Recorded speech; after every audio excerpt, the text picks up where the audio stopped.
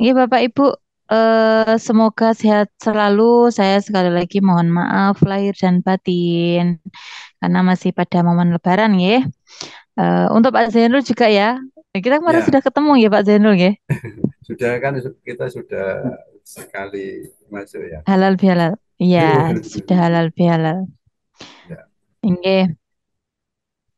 Terima kasih atas kehadiran Bapak Ibu semua di malam hari ini di perkuliahan manajemen online ya, digital marketing.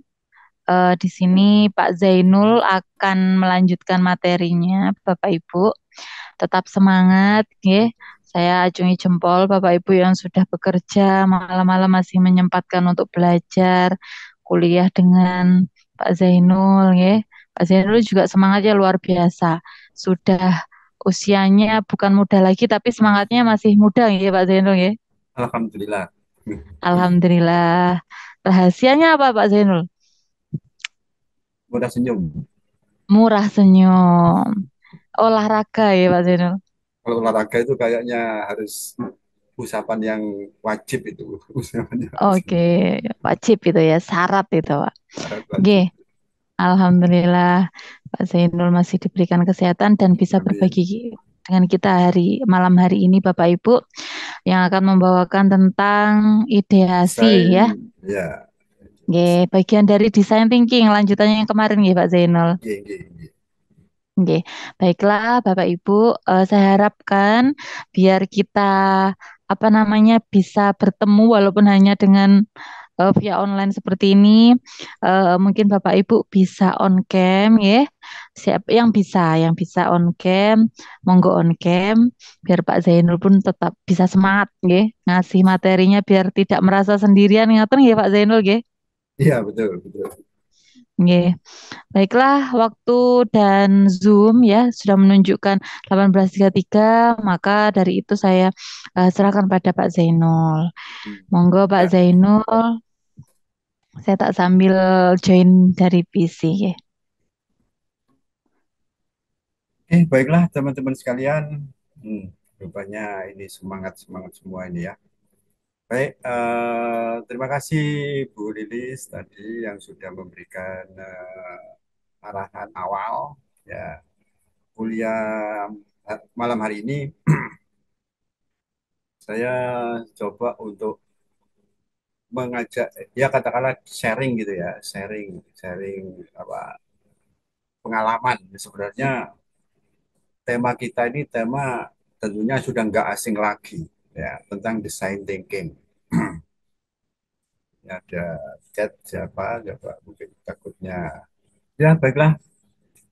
eh, kita awali saja. Ini sudah ke 15 personil ya.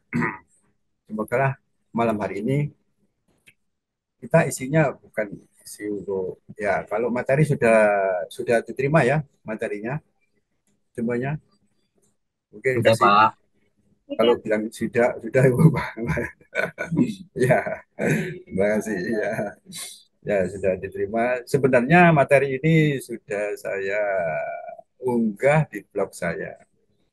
Kalau bapak-bapak, mbak, atau juga mas-mas, teman-teman, kakak semuanya, itu tinggal ketik aja di Chrome ya. Bahan kuliah Zainul kelas itu pasti posisinya di atas.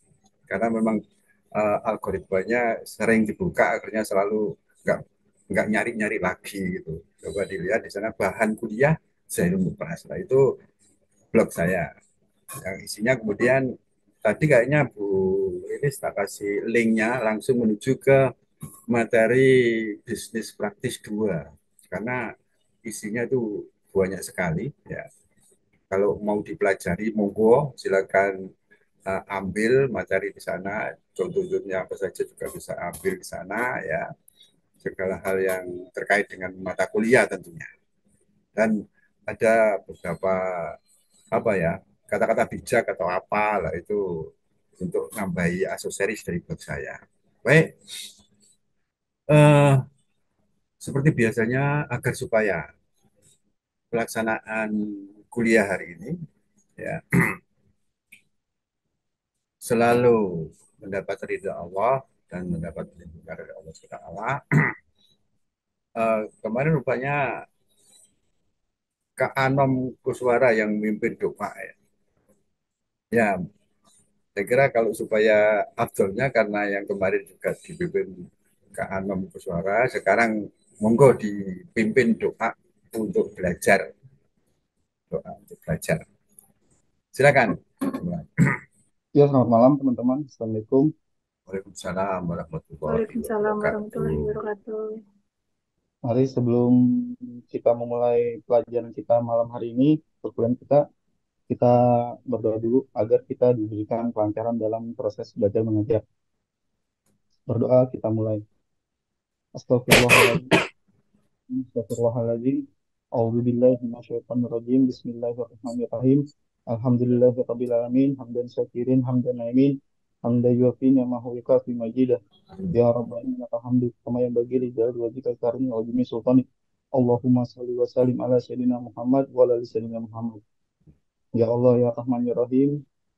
Terima kasih ya Allah, Engkau pada malam hari ini masih memberikan kami kenikmatan, terutama nikmat sehat walafiat, sehingga kami dapat melaksanakan perkuliahan pada malam hari ini. Kami mohon padamu ya Allah, berikanlah kelancaran pada kami semua ya Allah, terutama jaringan internet yang kami gunakan ya Allah, semoga dapat berjalan dengan lancar. Dan juga untuk dosen kami, Bapak Jainul ya Allah, berikanlah kelancaran dalam menyampaikan materi pada malam hari ini. Ya Allah ya Rahman ya Rahim, masih banyak doa-doa yang belum kami sampaikan. Hanya Engkau yang mengetahui apa yang tersirat dalam hati kami. Robbi zidni ilma warzuqna fa'na waj'alna min salihin. Rabbana atina fid dunya hasanah wa fil akhirati hasanah wa qina adzabannar. Wa sallallahu ala sayyidina Muhammadin wa ala alihi washabihi wasallam. Subhana rabbika rabbil izzati amma yasifun wa salamun alal mursalin walhamdulillahi rabbil alamin. Amin, amin. Ya, ini rupanya saya bersaing dengan Mas Anom. Biasanya Pak Zero tugasnya bagian doa ini ya. Doa di depan wisudawan ya waktu wisuda dia itu bagian pokoknya kalau Pak Zero nggak naik podium gitu nggak bakalan wisuda itu selesai gitu. Ya, oke, baiklah teman-teman sekalian. Kita bicara tentang design thinking. Tentunya saya untuk itu mungkin ya saya tak mereview sebentar ya berkaitan dengan yang kemarin teman-teman sudah kirim by email ya ke saya nama asalnya dan segala macam ya. Ini coba saya izin share ya. Ya oke baik. Sudah, Pak. Ya coba kalau saya sebut nama Anom Kuswara langsung kasih tangan gitu ya. Ini nomor satu ini kemudian ya Mas Anum Kuswara ya Jakarta gitu ya. Udah oke sip. Kemudian Muhammad Raihan Fadil asal Meganti Gresik. Ketiga Hafifah Naziratul Lufita. Iya, Pak. Ya ya oke baik. Banyuwangi pekerjaan mengelola kebun buah. Nah ini saya setuju sekali buah menaga ini ya. Ini buah kesehatan ya Pak. ya. Kemudian Muhammad Yohan Saputra Arifin Hadir, Pak. hadir. Oke. Pak Wiji Puji Lestari Trenggalek. Hadir, Pak. Sekarang posisi di Kalimantan Tengah ya. Betul, Pak. Sekarang ada di Kalimantan Tengah. Saya ingin sekali dilihat di Kalimantan Tengah ini. Saya punya teman dia bro, di Kalteng, tapi di Win kotanya. Jadi ya Nabila Amani Nur Azhara admin dan editor studio foto.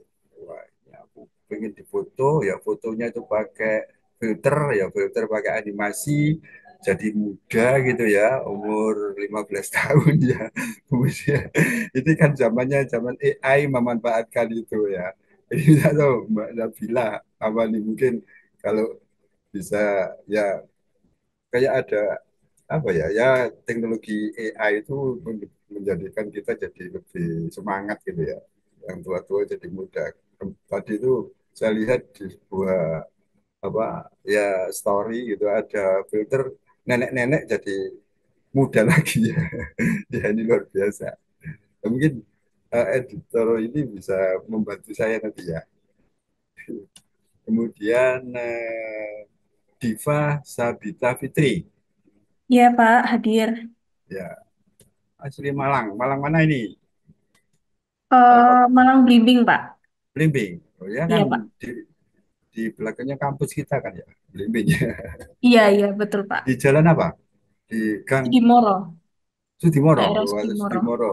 Biasanya ngopi-ngopi di Sudimoro. Ya, ya oke baik. Kemudian ada Fitriani, betul ya, Fitriani dapat rangu. NTT. NTT, halo, jauh. Ya, Pak. Selamat malam, Waduh. Pak. Ya, bagaimana NTT? Aman ya?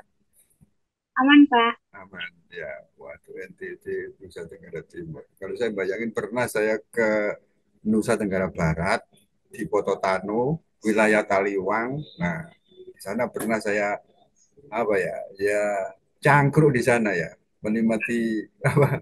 Menikmati wisata di pada itu di apa di Sumbawa Barat itu ya.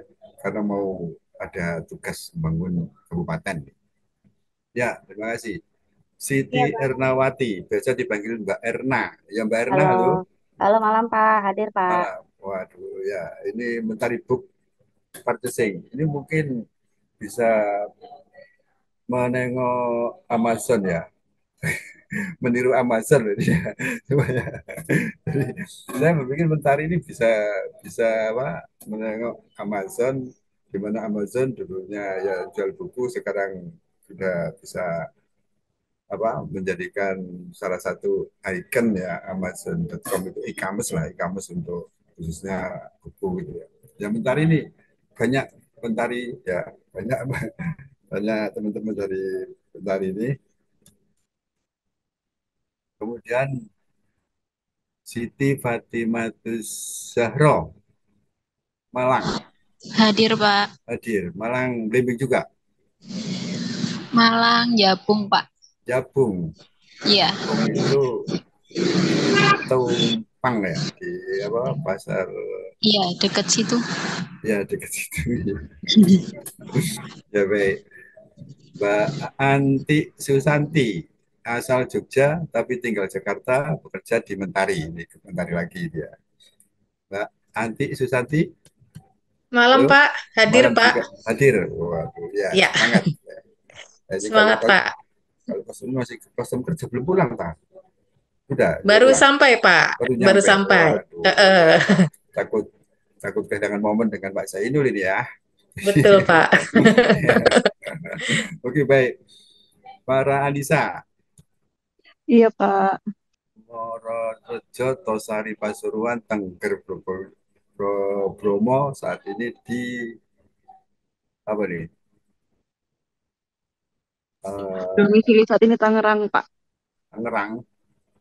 Kesibukannya kerja di Lion Grab ini ya, apa manufaktur ya. Itu Pak, pesawat penerbangan. Oh ya Allah. Ya ya ya. Kiki Suwandi, Pak Kiki, halo, selamat malam. Selamat malam, Waduh, Bapak. malam juga semangat ya. Ya, ini kayaknya mungkin pada pekerjaan sesi malam gitu kan, ada sesi pagi, sesi sore, sesi malam gitu ya. Iya, Pak. Ya, ini kayaknya bentar ini harus kalau apa ya itu tadi kalau nengok di Amazon.com itu saya kira mungkin 24 jam gitu. Tentunya gitu, jadi bisa apa, bisa apa ya survive di zaman era digital. Lanjut, Mbak Sulfiani di Mentari juga. Malam. Iya, malam Nah, Pak Zainul. ya, oke, baik. Divisi apa? Divisi Bookstore, Pak. Store. Tepatnya di daerah Serpong penugasannya, Iya, iya. Tangerang Selatan. Oke, baik. Mas Dani, wah, Mas Dani yang paling Ya, aktif. malam Pak Ya, malam. Zainul. Iya, iya. Baik, Mas Dani. Semangat ya. Semangat Pak. Ya, oke. Kemudian Iqbar Septiawan. Selamat malam, hadir Pak Zainul. Oh ya, selamat malam. Baik. Adakah yang belum dipanggil atau karena belum dikirim email ke Pak Zainul? Sudah lengkap ya ini ya? 16. Sudah. Ada yang belum belum atau belum kirim gitu ya? Kalau kirim belum saya masukkan listnya ini. Saya pengen tahu backgroundnya, kemudian juga pengen tahu apa asal ya. Jadi akhirnya kan kita bisa, apa ya, bisa sharing-sharing ya, dengan berbagai macam background dan berbagai macam asal, dan itu bisa dibuat sebagai apa referensi kita untuk memperkaya memperkaya tentang, ya rencana memang design thinking itu dasarnya di situ, mengkolaborasikan segala hal sehingga bisa ditemukan suatu bentuk ya suatu bentuk produk yang memenuhi kebutuhan customer, orientasinya customer. Oke, baik, saya tutup dulu. Berbicara tentang design thinking ya, ini tentunya teman-teman sudah nggak asing lagi itu, tanpa sadar sudah lakukan itu, ya, sudah lakukan itu, sehingga uh, berbicara tentang design thinking ini saya lebih cenderung langsung praktek itu ya, langsung praktek. Di dalam praktek design thinking ini rupanya kan kita dibutuhkan kelompok-kelompok gitu ya. Saya tadi berpikir kalau kelompok-kelompok wah susah ini ya, nanti bisa pakai apa room ya, break room gitu, kemudian diskusi gitu antar kelompok gitu. Nah, namun kompetensi yang diharapkan dalam pembelajaran BP2 ini saya setting untuk individu. Ya. Jadi individu punya ide, nanti idenya dibuat sesimpel mungkin, lalu masing-masing tugasnya adalah bisa mempresentasikan hasil dari proses tahap-tahap design thinking. Ini saya berharap materi sudah diterima dan paling sedikit sudah dibaca-baca gitu. Supaya memperjelas, oke saya buka coba ya, dibaca sudah mulai kedua, eksplorasi. Design thinking ini paling tidak kita bisa memiliki 5 ya istilah: eksplorasi, identifikasi, ideasi, visualisasi, dan berkaitan dengan evaluasi, biasanya testing lah gitu. Ya. Kita coba sekarang mulai apa? Mulai dari eksplorasi, step pertama. Eksplorasi itu bisa langsung, bisa nggak langsung mengeksplor diri ya. Kelihatan nggak ini? Kalau ada notif, please move the window. Kelihatan? Kelihatan Kak Zeno? Kelihatan, Pak. Oke, notifnya Kak. Ya baik. Wismut itu ya. Itu kayaknya dari komputernya Pak Zeno. Menawi ngoten Pak. Jadi muncul di komputer saya sendiri ya notifnya, tapi di anu tidak ya. Oke, terima kasih, Bu Lilis. Jadi, baik, kalau kita ingin mempertajam sebuah proses design thinking ya, itu ada proses memahami ya. Memahaminya dengan apa? Empati ya. Mengempati itu merasakan gitu, merasakan. Kalau kita mau membuat suatu produk itu, kalau misalkan kepingin suatu, ini saya kalau kalau bicara berkaitan dengan makanan ya, tentang donat gitu ya. Donat itu paling terkenal ya donat daging gitu ya.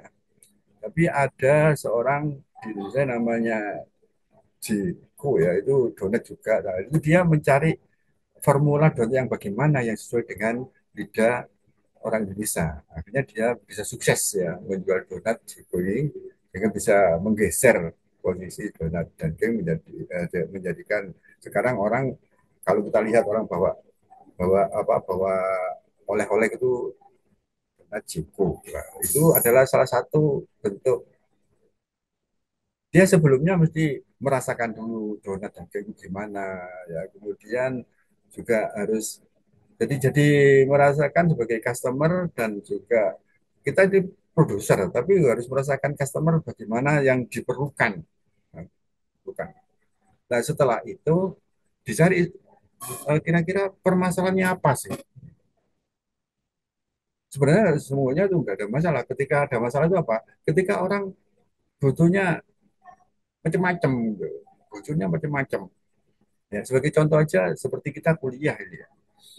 Kalau kalau sekarang dibutuhkan semoga bahwa jaringan harus kuat ini kencang. Itu adalah suatu kebutuhan jadinya. Akhirnya memang kita dibutuhkan jaringan harus kuat biar dalam proses belajar mengajar ini lancar gitu. Suara saya kadang-kadang saya jelas ya, tapi kadang-kadang kedengaran putus-putus. Itu mesti jaringan itu yang enak gitu ya. Nah, mengapa eh, apa itu untuk mengeksplor sebuah produk baru ya itu dengan bisa apa ya bisa merasakan empati fase pertama empati ya. Mencari solusinya apa lalu ini ya untuk proses berikutnya define mendefinisikan sebuah produk di mana produk ini karena ada persoalan customer nah kemudian mendefinisikan untuk memenuhi kebutuhan yang kurang yang selama ini dibutuhkan oleh customer. Nah, setelah ditemukan itu, maka kita membuat ide. Mungkin adakah teman-teman yang mungkin punya ide sesuatu yang ya, ya tentunya terkait dengan era digital ini, ide yang unik atau yang baru atau apa gitu, yang simpel-simpel aja berkaitan dengan produk atau jasa, produk atau jasa. Contoh aja ya, ide mengumpulkan uang receh di saku semua orang, uang receh. Apa idenya? Ketemu namanya OVO.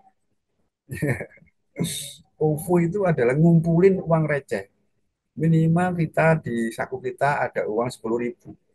Nah, daripada 10.000 di saku, maka dimasukkan di OVO. Nah, OVO ini memberikan jasa-jasa lain ya. Jadi kebutuhan untuk beli-beli, untuk macam-macam lah kebutuhan itu. Dan juga keamanan ya. Kalau kita saku uang, saku, ngambil sapu tangan, ngambil apa, jatuh. Tapi kalau di UFO kan nggak bakalan begitu. Ini adalah ide, di mana idenya adalah mengumpulkan uang-uang receh. Kalau teman-teman mau menghitung aja, berapa sih yang terkumpul uang recehnya UFO? Gampang ya. Hitung aja, customernya UFO berapa. Kalau taruhlah ada 1 juta aja, 1 juta customer. Mari kita hitung. Kalau satu orang 10.000, berapa kira-kira uang yang ada di UFO? Ada yang bisa jawab berapa? Kalau customernya 1 juta, ya setiap orang kan naruhnya 10.000, ya kan? Ya 10.000, berapa? Ini ya coba yang menggunakan OVO, 10 oh, miliar ya, Pak. nah 10 miliar, udah bisa. Ya 10 miliar ya. Itu kalau physically itu butuh 10 dus super mie ya, diikat ya, 100.000 gitu ya. Per miliar itu 1 dus. Gitu. Jadi pengalaman Pak Jul pernah pegang uang 1 miliar, gak dus gitu ya, 1 dus. Nah ini OVO, dengan OVO akhirnya terkumpul sebanyak itu dan tidak bakalan ada orang yang sekaligus semuanya ambil bareng-bareng. Ini risikonya kecil sekali. Paling ambil ya malah dibiarin aja, malah berminggu-minggu ya biarin didesain segitu. Ya, ini artinya sukses menyelamatkan uang receh yang ada di saku kita 10.000 dengan diganti dengan jasa finance ya, itu fintech ya, financial teknologi. Jadi jasa keuangan, ya, ini mengumpulin duit ya. Duit aja kan kecil sekali, 10.000, 10.000, 10.000. Tapi kalau di total tadi 10 miliar, itu bisa beli apa saja itu. Gitu ya. Dan juga kalau kita berpikir cerdas, uang gitu nggak perlu, nggak harus didiemin sama apa, sama OVO. Pastinya ada manajer financialnya memanfaatkan dana itu. Ya, ini berarti dia bisa main lah. Main apa itu? Main saham lah atau main apa? 10 miliar, gede sekali kan gitu ya. Kalau tadi 10.000, tapi kalau sudah dikumpulin 10 miliar. Nah, ini adalah ide-ide itulah yang pada malam hari ini saya akan ya katakanlah memberikan motivasi ya, katakanlah mementori gitu ya, mementori semua peserta kuliah di BP2 ini memiliki suatu kompetensi untuk menyusun sebuah ide produk ya, produk. Contohnya apa ya, nanti saya akan jelasin ya contohnya gitu. Eksplorasi adalah kegiatan untuk mendapatkan pemahaman mendalam tentang customer. Customer, gimana sih perilakunya customer itu. Untuk supaya jadi memahaminya, kita ya jadi customernya, jadi customernya lah gitu. Sehingga bagaimana bisa mengungkap itu, kita butuhkan beberapa hal yang berkaitan dengan saat bereksplorasi kita berusaha menyelami pengalaman atau apa yang dialami oleh customer. Berempati. Berempati ini merasakan seandainya aku lapar, gitu. Kemudian tapi malas, mager. Nah, ini apa kebiasaan generasi Z itu kan gitu. Lapar tapi malas lah gitu. Akhirnya gimana? Ya oke, paling memenuhi kebutuhan ini ya harus ada suatu jasa atau suatu bisnis atau suatu produk yang bisa menjembatani kebutuhan customer tadi. Ya, ini namanya berempati, ya namanya berempati. Keberhasilan kita berempati kepada customer membuat kita mampu memahami pikiran, perasaan, tingkah laku dan lain-lain. Ya kalau eh, ketika hujan ada payung. Ini kalau kita lihat di apa di terminal gitu, hujan-hujan itu kan ada orang-orang ya, teman-teman anak-anak ya itu bawa payung. Ya, itu adalah bagaimana memenuhi kebutuhan orang saat itu, butuh payung untuk pindah dari bis ke apa ke terminal atau dari mobil ke mobil lain atau apa, itu dibutuhkan payung. Ya, ini adalah memberikan solusi yang pas saat customer itu memerlukan.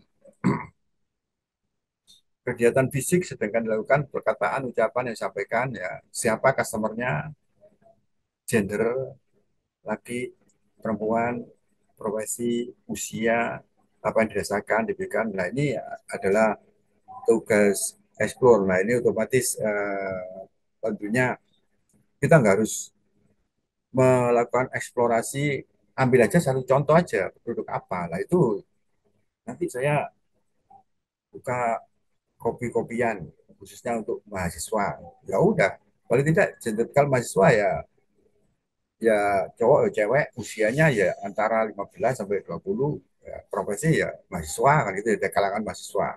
Nah itu namanya kita sudah bisa menjawab siapa sih customer kita. Siapa sih customer kita. Sehingga untuk melakukan explore yang baik, kita melakukan observasi, lalu kita juga berinteraksi kalau bisa ya, dan juga mungkin langsung merasakan ya, melakukan alami kejadian sesungguhnya. Ya artinya di sini eh, ya kayak kalau misalkan ada customer ya, kalau kalau misalkan contoh aja yang saya ambil sekarang ini di Asia gitu ya. Asia itu mencari mahasiswa yang gimana sih yang dibutuhkan. Rupanya ketemu ini mahasiswa yang kerja keluar kota, ya, kemudian juga sibuk, ya akhirnya ada tawaran yang namanya kuliah online seperti ini. Nah, gitu ya. Karena apa? Luar kota kalau apa masuk kalau ke Malang hanya Sabtu Minggu atau apa kan kerja ya. Ada namanya kelas malam, ada namanya kelas weekend ya gitu.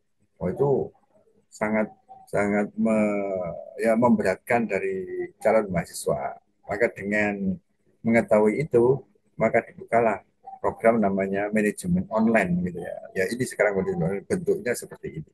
Dan rupanya saya pikir ini hal yang kalau dulu UT kan gitu ya. Sekarang malah kita yang nonton UT ya kan gitu.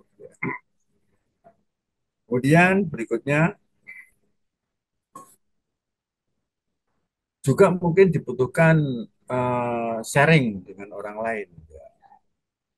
Ya, kita sharing dengan ya kalau bidang finance ya kita sharing dengan orang-orang yang berkecimpung di bidang finance. Kemudian kita bisa apa melakukan sebuah diskusi-diskusi ya sehingga kita bisa melakukan observer itu tidak hanya pada diri kita sendiri atau juga pada situasi yang bagaimana atau dengan orang yang gimana lah itu lebih akan tercapailah sebuah hasil eksplor yang lebih akurat. Kalau kita lihat ini ada perbedaan foto, coba kira-kira yang sebelah sini menunjukkan bagaimana, yang sebelah sini bagaimana. Ada bisa tulis satu kata, dua kata gitu. Dua foto ini menunjukkan sikap apa? Atau bisa, tapi kan bisa buka, anu ya, mic ya, sebut aja foto ini menggambarkan apa. Untuk yang sebelah kiri ini Pak, merasakan kesedihan bersama. Untuk yang sebelah kanan kayaknya membayangkan atau memikirkan bersama gitu Pak. Membayangkan masa depan gitu ya. Tapi Seperti itu gitulah. posisinya gambar ini kira-kira lebih lebih melihat yang lebih kanan lebih kayak berbahagia gitu, yang lebih kiri ya kata-kata yang cocok gitu ya. Bahagia sama sedih kan gitu ya. Bahagia dan sedih lah gitu. Ya, ini adalah suatu explore lagi. Wah, ini foto menunjukkan satu kata apa? Stres, Pak.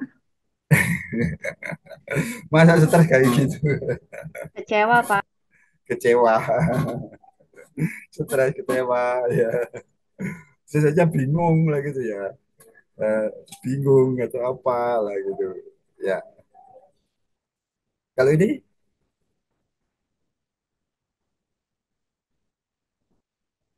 semangat ya, semangat kan gitu ya. Artinya dalam apa dalam forum yang ramai gitu dia bisa menunjukkan ya katakanlah perform perform dan atau apa lah gitu. Nah, tadi observer sudah, kemudian interaksi langsung dengan user ya yang terlibat dalam situasi. Metode bertanya langsung wawancara. Ya biasanya selama ini kalau orang jualan ya itu kok rame kok laris ya. Udah nggak perlu observasi, nggak perlu insist dan lain-lain langsung niru gitu aja. karena seperti itu caranya, ya mungkin bisa apa? Bisa sukses ketika makannya cocok, ya cocok orang beli pertama, kedua balik lagi, nah gitu ya. Kebetulan begitu. Tapi sering-sering nggak akan bisa pas kalau kita tidak melakukan secara interaksi dengan orang-orang menggunakan wawancara. Ini hal yang perlu kita lakukan. Nah, untuk wawancara ya menyusun pertanyaan lah. Apa, mengapa, bagaimana, ya biasanya ini yang pertanyaan pertanyaan yang sekarang ini, kalau di era non digital mungkin kita harus capek-capek ya, busuk-busuk ke pasar atau apa gitu wawancara. Sekarang kan menggunakan media gitu ya, kuesioner, angket atau apa gitu ya. Atau juga contohnya begini, ya maaf, ya mungkin kalau ada yang suka-suka ngasih komen, buka aja blog saya, lalu di sana leave replay, artinya ngisi komen, komennya apa bagus lah, apa jelek lah, kan itu adalah bentuk-bentuk feedback ya, umpan balik lah gitu, umpan balik itu sering-sering kadang di dalam di handphone kita ada notif, ada survei ya kan itu ya. Ada survei kira-kira layanannya gimana. Nah, ya. Itu adalah bentuk-bentuk melakukan wawancara secara digital. Jadi kalau kita wawancarai keseluruhan apa keseluruhan melakukan apa offline gitu, ya mungkin cukup cukup apa ya, cukup nggak efektif lah. Karena sekarang ini malah orang lebih suka ngisi-ngisi kuesioner melalui online aja ya. Kalau disodori sama kertas itu malah nulisnya ngawur aja kan gitu ya. Jadi enggak ya, kalau dengan online pakai Google Form atau apalah itu, atau apalagi diiming-imingi dapat poin, ada survei itu ya, dapat poin, ada yang pernah sudah lakukan itu, ada survei, ada poin ini bisa ditukar rewardnya ini ya, ini banyak ya supaya orang mau ngisi dikasih iming-iming gitu ya, kasih iming-iming. Nah, ini uh, dalam rangka melakukan eksploitasi. Bagaimana perasaan Anda saat kejadian berlangsung? Apa yang Anda rasakan? Ini sudah mulai masuk, ya, masuk eksplor ke image-nya. Jadi sudah tadi observasi saja dari jauh, engage itu adalah melakukan dialog, kemudian sekarang image merasakan. Ya, di sini kejar. Wah, ini tugasnya yang nggak bisa ngejar. Yang suka ngejar tuh pria apa wanita ya? Kira-kira jawab. Jangan Iya, kayak sama Pak. saja ya. Sama aja, Pak. Sama aja ya. Yang mungkin saya kejar ladaku, ku tangkap gitu ya. Jadi kejar-kejar tapi ketangkap, sama aja ya di sini. Ya, sebenarnya ini adalah bahasa komunikasi, komunikasi yang terbaik itu ya kadang kita lihat di dalam suatu event tertentu saat nunggu atau apa itu kan ada wawancara, ada tanya jawab sama teman, sama penumpang apa gitu ya, sekilas. Nah, jadi kalau dalam rangka untuk menyusun sebuah ide ya udah produk, nah itu memang kita harus punya kiat-kiatnya sendiri di situ ya. Kalau misalkan ada orang, oh saya sukanya yang begini loh, lalu harus kita direspon di sana, harus cepat respon, fast respon lah begitu. Nah ini pengalaman seperti kalau misalkan kita pakai ngedes di WA gitu ya. Nah, itu kalau ada yang ngerespon terus nggak dijawab, kira-kira rasanya gimana? Saya gimana? Tenggelam, ya Mbak Antik Susanti, ya Ya, Pak. Kenapa, Pak? ada pertanyaan kok kasih. Oh, enggak, Pak. Maaf, Pak. Kepencet. Enggak, barangkali mungkin ikut emosinya ya, kepinginan dulu bertanya, nggak apa-apa ya, nggak apa-apa ya. Kita bicara aja ini.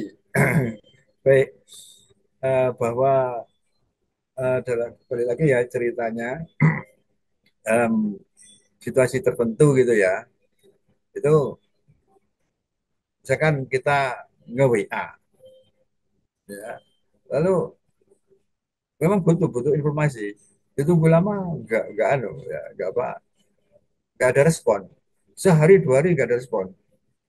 Kira-kira nasibnya WA-nya kita gimana kalau zaman sekarang ini? Ini ini langsung praktek aja untuk mengetahui respon komunikasi aja. Kalau sikap sih pasti kesel sih Pak kalau nggak dijawab-jawab. Padahal butuh urgent. Kenapa kok gak dijawab? Hmm, ya karena nggak tahu juga ya kenapa nggak dijawab kondisinya atau dia tidak buka handphone atau data kuota datanya habis juga gitu. Jadi Iya, nggak bisa ngabarin kita gitu sih Pak. kayaknya yang sering itu ya, satu kalau dikasih timer hilang ya. Kalau enggak tenggelam. Karena sudah banyak grup-grup ya kan tenggelam gitu. Jauh di bawah gitu. Jauh di bawah. Iya kan? Ya akhirnya kan enggak kejawab, kelupaan jawab, Mbak. Tenggelam itu. Nah, supaya enggak tenggelam, kita re, reminder ya. Jadi artinya dengan bahasa yang sama kita blok aja, copy paste, blok itu ke atas atau pakai emoji atau apa ya, ya mungkin mohon maaf apa gitu ya, langsung ke atas itu. Ya. Ini teknis saja, teknis untuk kalau kita mengalami oh ya itu ya. Ini beberapa kali saya lakukan ya, menghubungi mahasiswa yang nggak aktif. Itu rupanya kan sibuk. Kalau sibuk itu pasti WA-nya itu penuh terus, ya kan? Tumpuk. Jadi WA saya ke bawah, tenggelam. Supaya naik, saya kasih ya mungkin jempol gitu ya. Langsung naik. Jempol kelihatan, jempol kelihatan, kemudian dijawab. Ini saya kira praktek untuk memanfaatkan sekarang ini seperti itu. Ya. Tadi itu. Yang kedua, mungkin respon-respon melalui yang lebih itu melalui digital ya, kayak contohnya menggunakan Instagram. Kalau kita feed aja itu apa nggak begitu ada respon. Kalau kita komen di feed loh ya. Kenapa? Itu kan publish, jadi orang kan males gitu ya. Tapi ketika dia posting di story, pasti dia nunggu komen. Pasti. Disitulah kita letaknya tuh bisa langsung respon, fast respon pasti. Langsung, halo Mas, apa kabar gitu aja ya di story-nya ya, di story-nya, di story-nya. Nah, itu pasti ada jawabannya nanti. Kalau kehilangan data apa gitu langsung karena menunggu di story itu karena cepet kan nanti hilang lagi kan, hilang gitu dalam sehari. Jadi untuk WA kita bisa naikkan apa posisi begitu ya.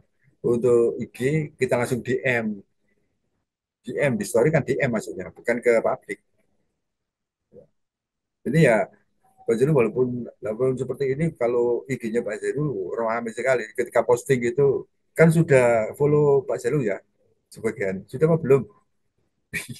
Sudah Pak, Alhamdulillah sudah saya follow back belum? sudah juga. Sudah juga. Wah, terima kasih atas pertemanannya ini.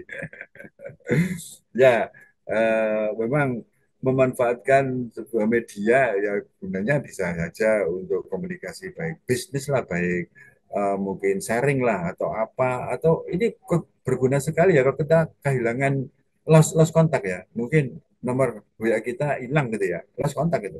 Tapi masih hubungan dengan IG bisa. Saya mempunyai eh, box untuk email apa ibu bapak ini semua saya simpen. Jadi kalau suatu saat nanti saya bisa menghubungi misalkan Mbak Anti gitu langsung tak ketik aja di Google Anti Susanti muncul kan emailnya, muncul kemudian saya kirim kebutuhan saya apa kan gitu, bisa melalui itu, bisa email, bisa apa IG DM atau juga mungkin bisa pakai sosial media yang lain kayak apa, ada LinkedIn, punya punya akun LinkedIn, tweet saya punya semua tuh ya, LinkedIn punya, tweet punya, ya, channel YouTube punya, TikTok punya, waduh ya. kalau kalau dilihat-lihat kan ya memang itu saya manfaatkan untuk komunikasi memang. Kenapa? Saya sering kehilangan mahasiswa, ya, mahasiswa itu nggak aktif beberapa tahun gitu. Itu nomor WA-nya udah hilang ya kan gitu ya, non WA jadi nggak bisa dihubungi dengan WA. Ya saya cari di akunnya, saya cari di Instagramnya, saya cari di Facebooknya, saya cari di LinkedIn-nya gitu. Ketemu gitu, kemudian saya ya sering-sering didapat lagi, ketemu lagi, gitu ya, ketemu lagi. Apalagi ini pengalaman bagi teman-teman yang kebetulan kehilangan customer gitu, caranya seperti itu.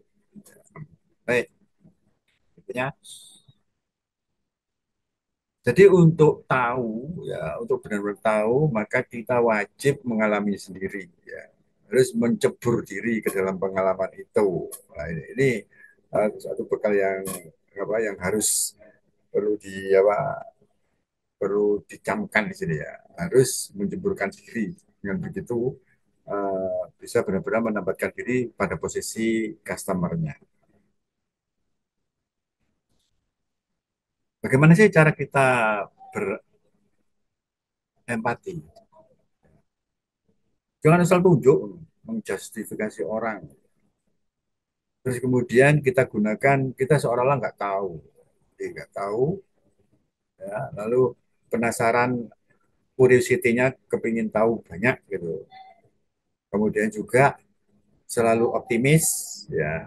Dan penuh respect. Ini adalah bekal kita, ya. Jangan menjustifikasi. Kalau nggak dijawab-jawab WA-nya itu, oh itu sombong ini. Oh, jadi terlalu sibuk apa? Enggak ya, jangan menjustifikasi begitu. Ya, juga kita blankkan aja, atau kita kosongkan, kemudian kita seolah-olah pemula lah gitu. Lalu punya penasaran, artinya hmm, apa ya, passion ya, yang luar biasa semangat gitu. Dan kita menjaga optimis ya, dan selalu begitu. Dan respect, ya, rasa hormat. Bagaimana sih menghormati dalam sosial media? Ya mohon maaf ya, di sosial media itu sekarang udah nggak ada lagi sopan santunnya gitu ya. Sopan santunnya nggak ada, kata-kata yang mestinya nggak muncul jadi muncul di sana ya gitu, atau ya katakanlah ungkapan-ungkapan untuk ngolok-ngolok segala macamnya itu udah kayaknya nggak nggak apa ya, nggak terfilter sama sekali. Yang kita lihat kamera, dan user Anda, bahasa tubuh, atribut, ya suasana lingkungan sekitarnya. Yang kita dengar cerita, yang asumsinya emosi, keyakinan, kebingungan. Jadi yang kita temukan itu adalah kalau sekarang ini ya, katakanlah sekarang ini ya, kita kuliah, kemudian kira-kira dalam perkuliahan ini sangat membosankan tak? Iya dong, wong aku sendirian. Kalau saya sih berusaha supaya tidak bosan gimana? Kan ya. Maksudnya berinteraksi ya, berinteraksi dengan banyak sini, banyak situ lah gitu. Jadi mohon maaf kalau saat ini ya saya lihat hanya Mbak Erna, Mbak Ati, Mbak Kiki, yang lain kulirisnya sembunyi karena kulirisnya. Kemudian Mas Anom, Mas Dani, ya Mas Dani oke. Kemudian juga ini sekalian meng, apa, mengecek lagi ya, Mbak Sulfiani, Mbak Wiji, Mas Iqbar, Mas Iqbar ya, ya. Iya, Pak. Udah yang lain berapa orang?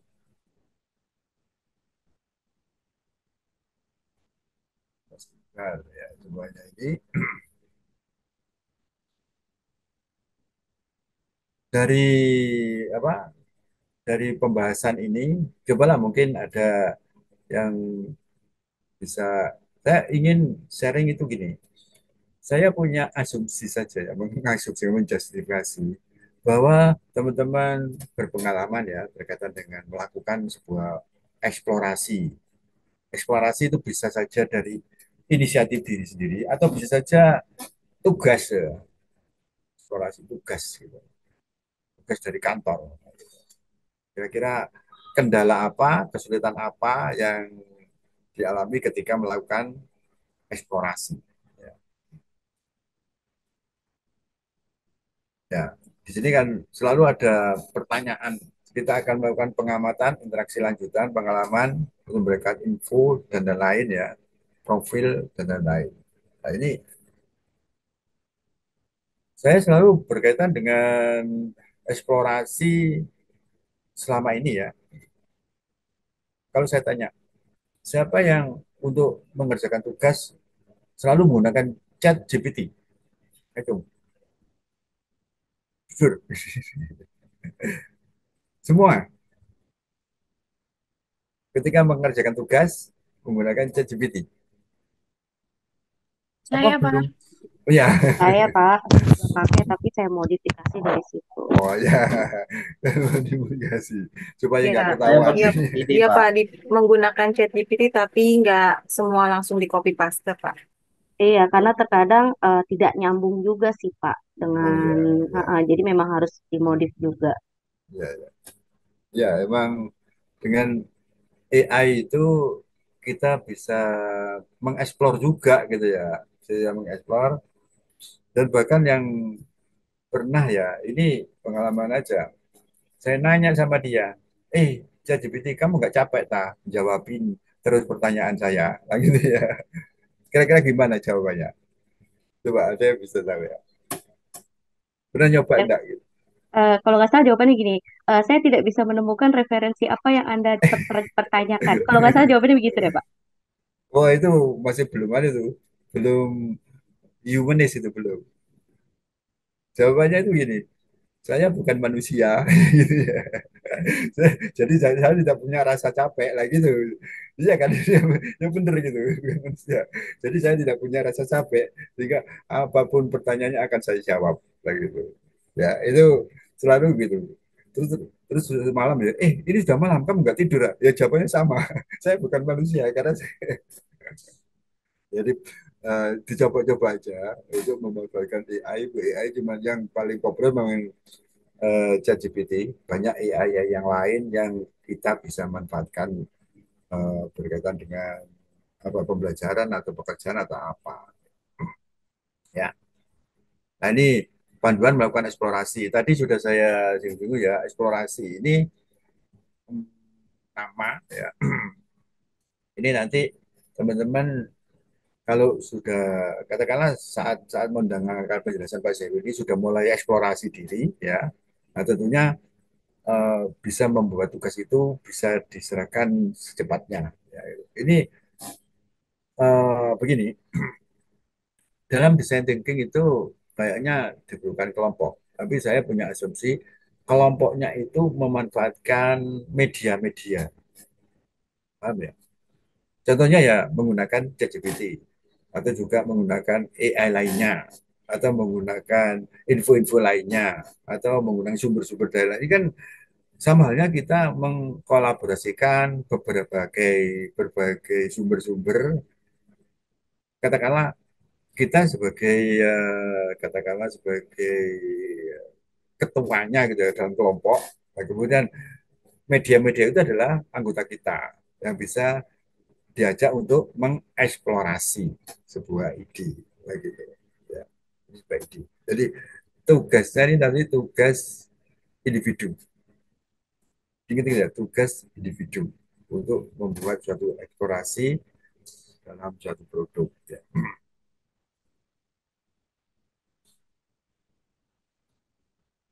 Adapun hal-hal yang perlu diingat-ingat ini adalah kata-kata bisa do. Berarti artinya ya apa yang dilakukan, perilaku. C, kutipan kata-kata, pikiran, kemudian perasaan emosional. Ini adalah sebuah urutan perilaku orang ya, bahwa perilakunya gimana, lalu kata-kata apa yang muncul, ya, terus yang dipikirannya bagaimana, perasaan emosinya gimana. Contoh seperti ini. Nah, ini ada tempat makan yang tidak asing bagi kita, yakni McD sama KFC, ya. Kemudian itu kebetulan karena di Malang. Kalau Malang tahu ya, Malang Town Square Matos, yang Malang. Sudah pernah ke Matos? Sudah pernah ke Matos? Belum pernah, Pak. Jauh. Jauh. Yang deket-deket mana? Yang deket-deket. Depan kerjaan Living World, Pak. Alam Oh, Sutra. alhamdulillah. Iya, Iya, tinggal ya, nyebrang aja, Pak. ya, ya, ya. Gak apa-apa. Ini kebetulan saya ambil kasusnya di McD ya. McD di sini gambarannya ya seperti itu, ya, seperti itu. Sebenarnya kadang mungkin ada yang protes, Pak, kok pakai contohnya McD gitu Pak, ya, atau KFC, ya kan gitu ya, atau apalah gitu ya. Ini mereka sukses untuk melakukan sebuah design thinking, gitu ya. Kalau kita apa membaca ya kira-kira makanan-makanan cepat saji ini termasuk makanan nggak sehat lah. Ya. Dikenal dengan makanan apa junk food ya, makanan sampah. Tapi dikemas menjadi makanan yang istimewa, yang spesial. Ya kan gitu. Karena orang bukan membeli makanannya itu, kita membeli emosinya lah gitu, memberi perasaannya ya. Sehingga kalau sudah bisa beli di McD gitu ya, atau di KFC gitu, wah bangga lah gitu. Bangga. Jadi kebanggaannya itu yang dia beli. Yang suka kopi, Pak Kiki, kopi apa biasanya? Kopi tubruk apa kopi pahit? Es kopi, Pak. Es Es kopi. kopi. Oh. Es kopi. Iya. Kalau Mas Dani kayaknya nggak ngopi kan Mas Dani ya? Jarang, Pak. Oh jarang Kopi ya. susu, Pak, kopi susu. Oh kopi susu.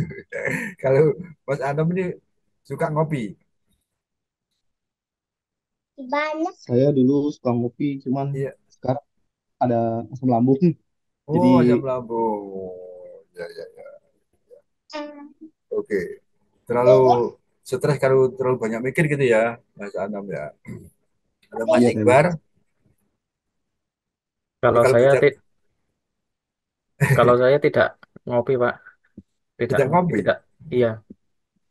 Ini padahal sekarang ini ya eranya nggak lagi kopi itu bukan cowok banget ya. Pokoknya kalau dulu kalau saya malam-malam bikin ngopi nggak bakalan ada cewek yang ikut. Kalau dulu ya zaman saya masih kuliah itu nggak bakalan ada cewek yang ikut. Sekarang malah cewek-ceweknya yang ngajak untuk ngopi. Jadi, ya ini kan namanya sebuah eksplorasi dari perilaku, ya, perilaku. Sehingga Starbucks itu sukses. Kita lihat Starbucks, sejarahnya Starbucks itu muncul di mana sih? Di Wall Street lah. Katanya satu kios kecil gitu ya, di pojokan gitu.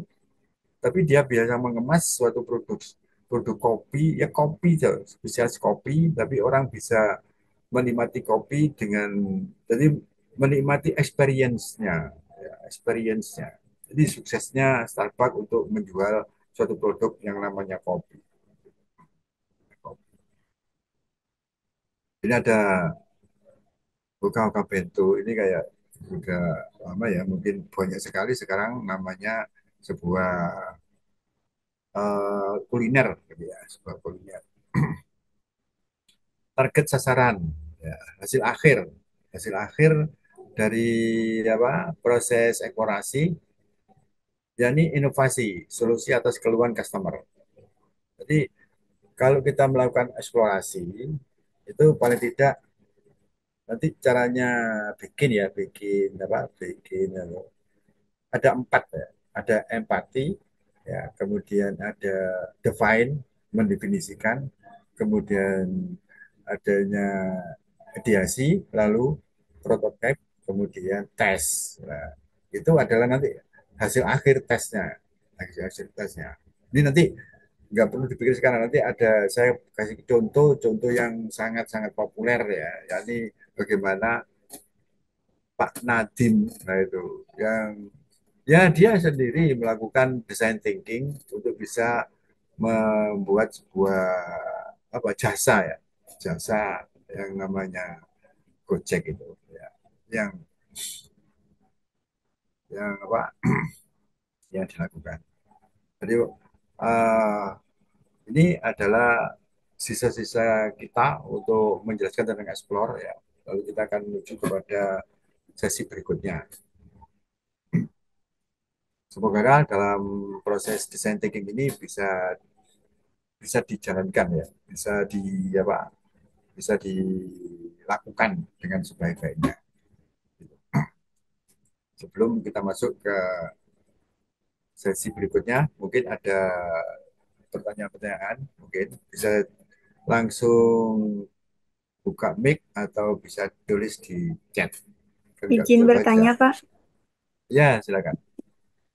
Saya ingin bertanya tentang tugas tadi, Pak. Itu tugasnya dikumpulkan dalam bentuk apa ya, Pak? PDF atau PDF atau Canva dibuat PDF atau seperti apa ya, Pak? Dan dikumpulkannya minggu depan atau bagaimana, Pak? Terima kasih, Pak. Ya, baik. Eh, Pengalaman ya, bahwa sekarang ini zamannya sudah zamannya menggunakan digital ya gitu ya. Kalau misalkan malam hari ini jadi, ya nggak apa-apa malam hari ini jadi. Kalau di offline itu anak-anak itu, coba bikinnya PPT tentang gini, langsung 5 menit jadi. Ya kan itu ya.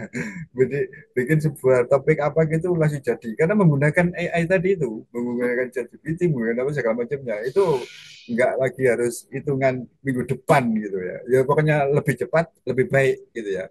Lalu berupa laporannya bisa pakai PDF atau Word nggak apa-apa ya.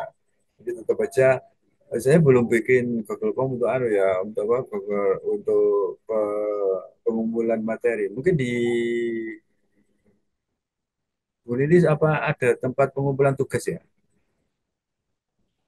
Kalau enggak ya dikirim by email aja. Classroom, Pak. Ada Atau di tempat buku. udah Iya. disiapin apa gimana? Kalau saya nggak buat saya nggak buat ya kalau buat ya nggak apa-apa ya. Tapi kalau memang sudah Habis ini Pak, dibuatkan berarti kan saya harus punya saya aksesnya sampaikan. atau kirim email aja ya. Ya, ya tugas-tugasnya dikirim email aja. Lalu di Google Form ada anunya Bu, ada apa linknya. Bisa Pak di Google Classroom.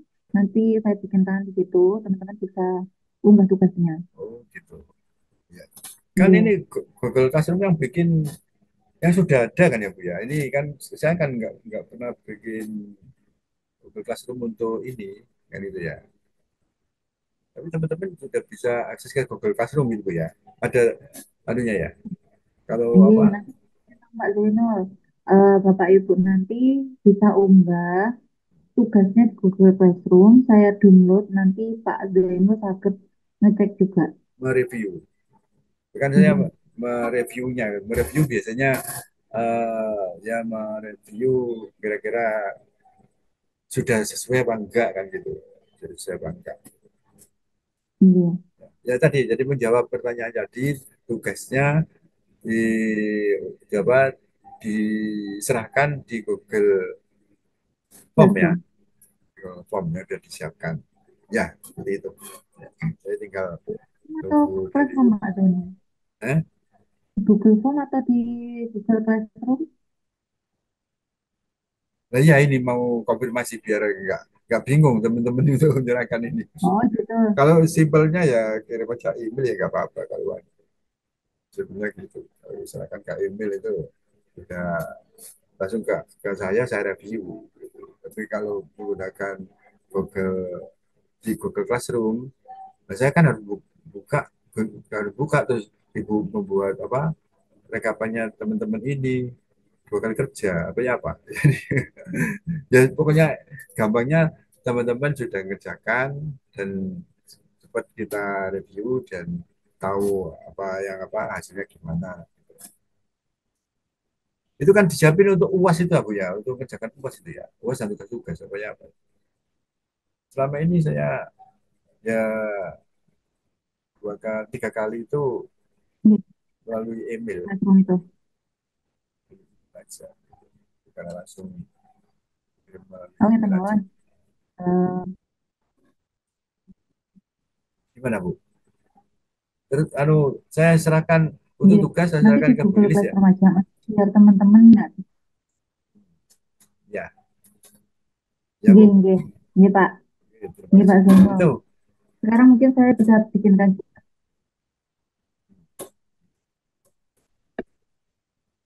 Nanti saya bagi linknya apa nih? oke baiklah, kita lanjutkan. Pak, saya mau nanya Pak, Oke. bertanya. Ya Pak, tadi Pak Zainul sempat menjelaskan ya Pak, saat bereksplorasi kita berusaha menyelami pengalaman atau apa yang dialami oleh customer atau user, yaitu berempati, satu hati, satu frekuensi. Jadi pertanyaan kita gimana sih Pak agar seseorang itu bisa melihat kita itu berempati, dan juga bagaimana caranya agar kita terlihat berempati tapi bukan bersimpati gitu Pak. Itu yang menjadi pertanyaan karena kadang orang salah menangkap kalau kita itu berempati kepada dia, tapi dia malah mengira itu bersimpati, kita simpati. Itu sih pertanyaan Pak. Terima kasih Pak Zainul. Ya, ya, baik. Tipis-tipis gitu ya. Simpati sampai empati itu tipis-tipis gitu ya. Tipis-tipis gitu ya. Ya, dalam praktek aja ya, untuk berempati tadi kan saya bilang harus menyebur gitu ya. Menyebur. Menyebur kalau misalkan kalau kita melihat ada seorang jatuh naik motor. Menyebur artinya apa? Ya kita cepat-cepat parkir motor atau mobil apa, terus kita buru-buru menolongnya. Itu kan merasakan orang itu tadi merasakan ini kan berarti sudah berempati langsung ya. Contohnya begitu. Ini eh, bagi seseorang mungkin punya tipikal seperti itu, suka nolong gitu ya. Tapi ada yang nggak nggak pernah ya apa nggak pedulian, ya udah itu lulu gue kayak gitu ya. Ada yang begitu. Nah, otomatis untuk dalam hal ini kita harus bisa melakukan empati itu. Kalau enggak, kita gagal untuk melakukan eksplorasi sebuah produk. Ya, sebuah produk. Satu contoh aja, kalau misalkan Bill Gates ya, inginkan bahwa ketika kita ya membuat suatu ya akses internet waktu itu Apple ya pakai DOS ya. Nah, di sana kan nggak simpel sekali gitu ya, rumit gitu. Saya juga pernah ikut belajar gitu, rumit sekali. Kemudian dia mencari kesulitan orang-orang untuk itu kan dia merasakan sendiri juga karena dia menggunakan properti yang sama gitu ya merasakan itu akhirnya idenya dia akan membuat window window itu adalah memang pengembangan dari DOS sehingga dia buat window akhirnya orang bisa sekarang ini kita bisa buka sini buka situ kan gitu jadinya itu karena apa sedikit berempati ini karena merasakan sendiri kalau mengoperasikan sebuah komputer mengalami kesulitan seperti itu ya itu contoh-contoh contoh yang dalam dunia digital ya kalau kalau kita misalkan di apa ini aja produk camilan dengan level pedas kira-kira untuk bikinnya kan kita harus merasakan pedasnya itu. Iya kan? Iya kan? Kepedesan gitu ya. Merasa kepedesan dan level-level level 1, 2, 3 kepedesan gitu. Pernah merasakan pedas gitu. Kalau kita nggak suka pedas, jangan coba bisa memproduksi produk yang bisa mengempati tentang produk tadi. Kalau ditanya tipnya gimana Pak? Tipnya gimana? Ya, ini masing-masing orang berbeda ya.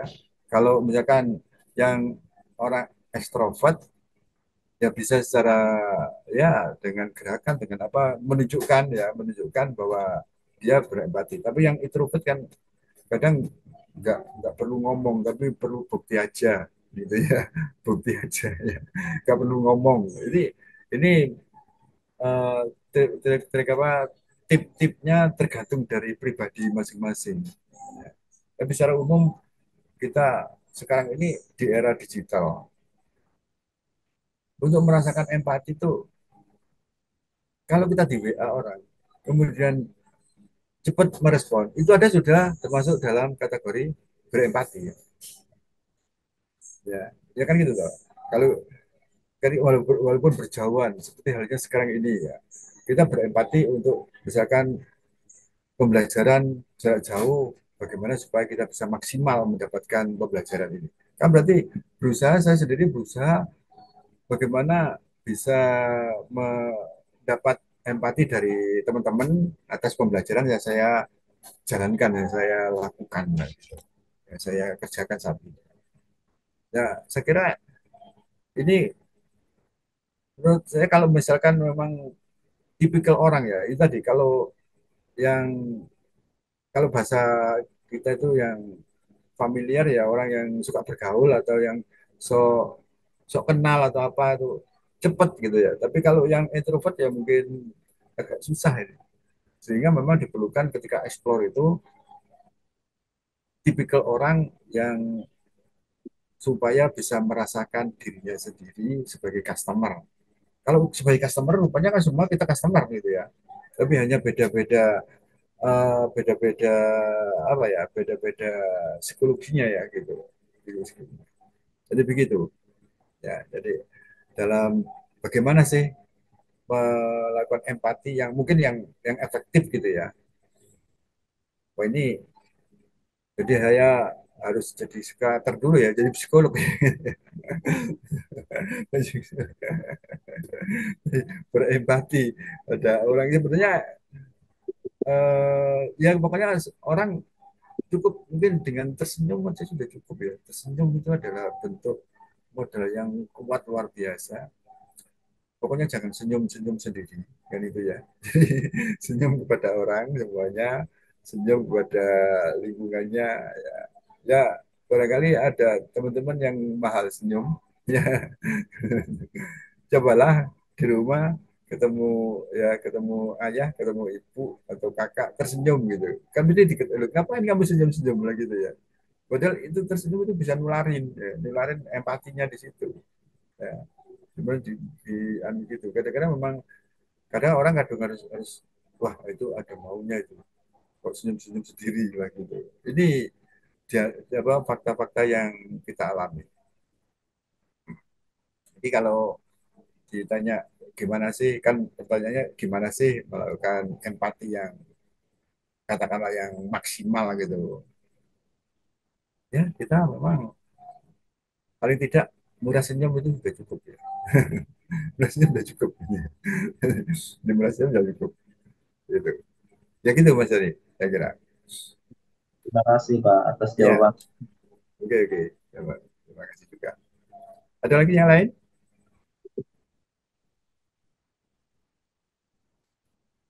Ya, ini memang eh, sharing yang tentunya kalau dikaitkan dengan profesi gitu ya. Kalau profesinya kebetulan profesi di katakanlah di perusahaan gitu ya, di perusahaan. Dalam perusahaan kita kan apa berhadapan dengan customer. Bisa saja berhadapan dengan customer tapi di dalam. Artinya mungkin bagian kan sama dengan customer kita gitu ya. Ada satu yang lain kan customer juga. Gitu. Ya, customer juga. Otomatis kalau kita sudah berhadapan dengan customer, contoh saja kita melayaninya dengan lambat. Kira-kira perasaannya customer kita gimana? Temen ya minta tolong ini terus lambat gitu. Kira-kira gimana?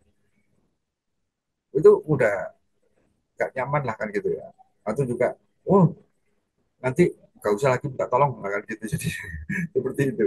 Ya, minta tolong atau apa secara secara offline ketemu atau melalui BA apa. Ini memang kita sebaiknya itu menunjukkan empati yang luar biasa dengan cara fast respon, fast respon. Nah, fast respon ini bisa dibantu kayak notif itu ya. Kayak kan ada WA yang jawabannya langsung terima kasih sudah menghubunginya. Nanti kan gitu ada ya. Seperti saya menggunakan fast respon di di email saya. Ketika teman-teman kirim email ke saya, kan otomatis ada jawaban, jawaban balasan ya. Nah, itu salah satu bentuk ya berupaya untuk berempati. Ya, itu jawaban saya. Mungkin ada lagi yang lain. Izin bertanya. Oh ya, Mbak Erna. Oke, di slide ada untuk bereksplorasi kita harus berempati satu hati dan satu frekuensi. Nah, bagaimana kita menyikapi orang yang tidak bisa berempati? Kita pastikan nanti tidak bisa berhasil tuh Pak. Nah, sikap kita tuh gimana? Makasih Pak. Ya, ini berhadapan dengan orang yang lain daripada yang lain ya. Karena di tubuh kita ini kan ada unsur-unsur untuk punya sikap empati, ya kan gitu. Kalau diasumsikan orang yang sulit berempati gitu ya, artinya tidak pedulian kan gitu ya. Gambarnya orang kurang berempati itu gimana sih? Kayak Gambarannya masa kayak masa bodoh amat gak sih Pak? Heeh, yang saya tahu sih seperti itu. Nah, sikap kita tuh gimana sama orang seperti itu? Kan nanti hasilnya kan nggak berhasil gitu kan. betul, Gitu betul. sih. Khawatirnya nggak berhasil. Ya baik. Ya, ini adalah suatu apa kendala-kendala yang kita alami ketika kita berhadapan dengan banyak orang gitu ya, dengan banyak orang. Tentunya eh, ya kalau orang yang nggak nggak ngomongnya omongan formal-formal aja, nggak ada guyon-guyonannya kan gitu ya, sehingga apakah ini bisa apa? Apakah bisa sukses ya gitu ya? Eh, ini tadi kan kita berhadapan dengan berbagai-bagai macam customer gitu ya. Nah, tentunya kita harus pandai-pandai mengetahui kira-kira apa sih yang disukainya. Kita ingin tahu kesukaan seorang itu sekarang gampang kok. Kalau misalkan kebetulan kita apa di lingkaran pertemanan gitu, sukanya apa itu tahu itu kita. Nah, dengan demikian kalau sudah diajak pada hal-hal yang tentang hobinya atau tentang apa, dia akan bisa berempati pada kita. Jadi enggak langsung kita maksudnya dulu ditonjolkan dulu enggak. Jadi memang ada langkah awalnya membuka hati dulu kan gitu ya. Kemudian dicari kesukanya apa atau hobinya apa atau ya banyak banyak cara lah itu ya banyak cara itu sehingga dari situ nanti akan ya kita berharap untuk bisa muncul rasa empatinya gitu. Itu salah satu teknik aja loh ya, banyak tekniknya tentunya, banyak tekniknya. Misalkan sukanya gowes ya diajak gowes aja sampai begitu ya. Misalkan gitu atau ya mungkin ke fitness lah atau mendaki gunung lah atau apa itu nanti langsung bisa me- mencairkan suasana ya, menciptakan empati. Saya itu Mbak Erna. Ya, Pak, baik. Terima kasih penjelasan. Nanti Oke, dicoba. baik, Semoga baik. berhasil. Ya, ya kita harus berhasil. Ya. Jadi prinsipnya kita harus berhasil gitu ya. Dengan cara apapun kita harus berhasil.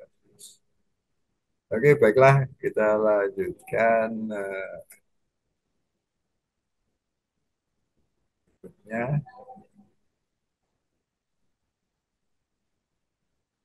Pak Zainul, Ya, nggih, sudah saya buatkan tempat untuk pengumpulan tugas. Google Fonti saya taruh di Google Classroom.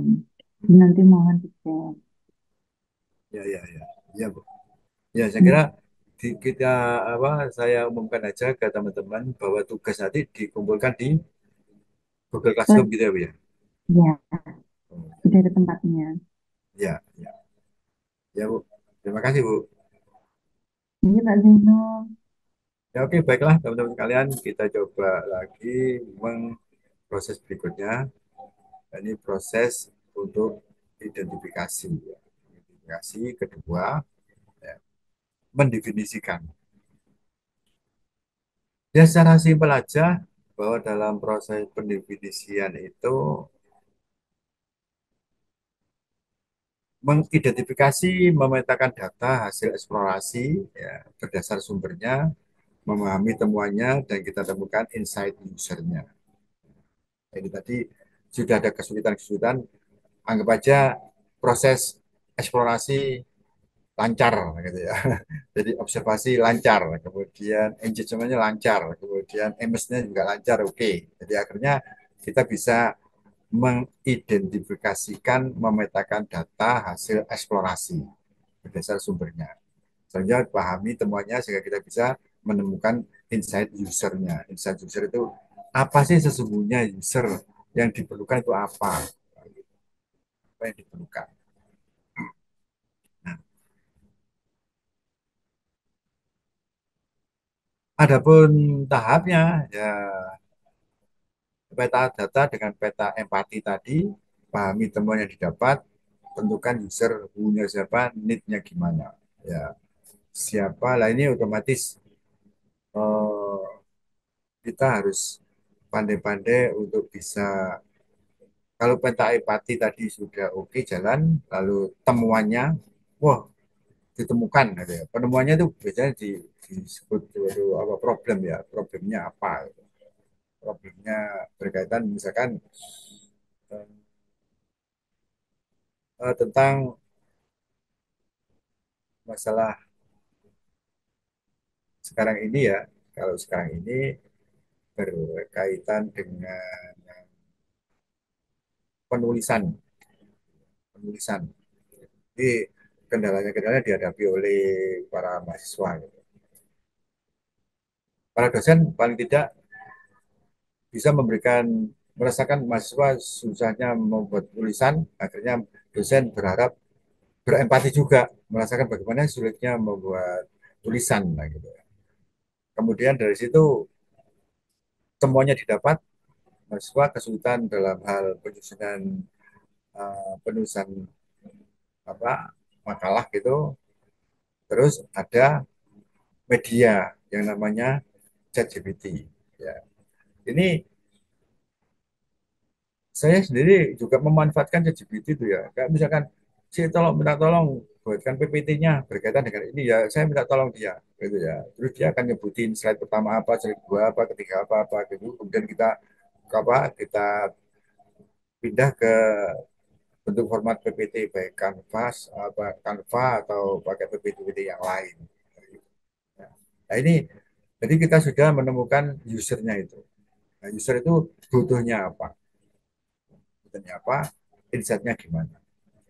Jadi sebenarnya kalau kita berhadapan dengan mahasiswa, ya mahasiswa paling ya itu tadi menghadapi tugas lagi gitu, tugas lagi, tugas lagi. Ya tugas kalau satu aja, kalau semuanya kasih tugas gitu, paling butuhnya adalah kendala waktu. Udah ada tugas, ada kerja. Akhirnya apa? Ya tentunya maaf ya, ada sekarang zamannya namanya joki kan itu jadi joki. Ya betul kan ya. Joki itu bisa saja joki dari temannya sendiri atau di keluarganya sendiri atau apa kan gitu. Tapi yang jelas banyak itu ya. Banyak profesi yang bisa membantu apa kesulitan orang untuk bisa mengerjakan suatu tugas. Joki itu bikin artikel, joki itu macam-macam kan itu. Joki ya bahkan ekstrimnya joki untuk ikut ujian kan gitu banyak juga gitu ya. Ceritanya begitu. Lalu mulailah kita memetakan, memetakan di sini tuangkan hasil eksplorasi Anda dalam peta empati ya. Ini tugasnya kan peta empati ini ya memang kita harus mencari permasalahan aja gitu. Permasalahan yang dihadapi oleh konsumen. Permasalahan apa? Kita ambil contoh misalkan permasalahan berkaitan dengan misalkan kalau contoh aja untuk mencari mencari bahan ya, bahan ya contohnya aja kalau kuliner gitu bumbu-bumbu masak lah gitu. Bumbu masak. Nah, di sini kesulitannya ibu-ibu itu apa? Ke pasar itu jauh, kemudian tawar menawar itu apa? Lalu apa yang akan terjadi di kita selama ini? Ya beli jo itu kan, itu menemukan mengempati kebutuhan ibu-ibu untuk membeli bumbu yang notabene nggak banyak ya, tapi kalau ke pasar kan harus parkir, harus apa lah gitu. Nah ini otomatis Polijo langsung datang, ya oke butuhnya apa di ya. Nah ini namanya Polijo tadi, Polijo namanya Polijo tahu ya Polijo ya, yang jualan yang pagi-pagi pakai motor kemudian jualan bumbu, sayur segala macam itu ya. Kalau di Jakarta apa namanya? Tukang sayur ya, Ojek Iya sayur Pak, ya Pak. tukang tukang sayur keliling. tukang sayur keliling ya. Kalau di Malang Belijo ya, Belijo. Ya Bu Lilis, Belijo Bu ya. Melijo, melijo ya, Pak. Iya Belijo. Eh, Ya tukang sayur itu ya Belijo. ya, Belijo masa ya. ini. Ya itu salah satu contoh aja ya, salah satu contoh aja.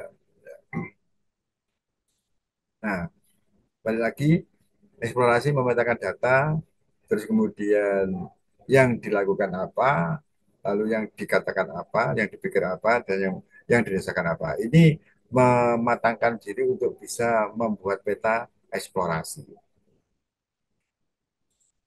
Aturan mengisi peta empati ya tiap orang lah ini Bu ya.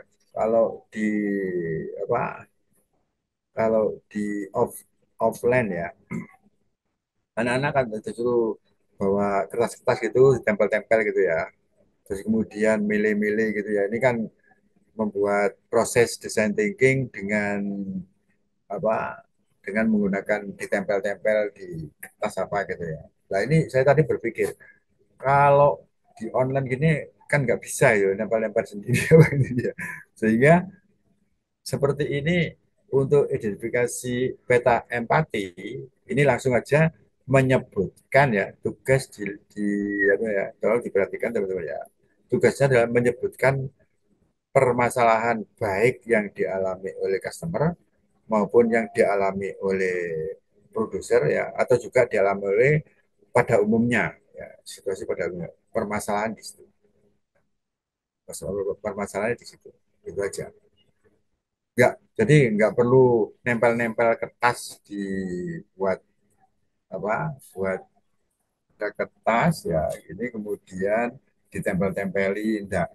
Ya, kalau di kelas offline kan bawa Manila, kemudian nempel-nempeli kertas ditulisi di sana. Ya, kira-kira apa-apa, kemudian dipilih kata-kata yang cocok dengan idenya yang didapat.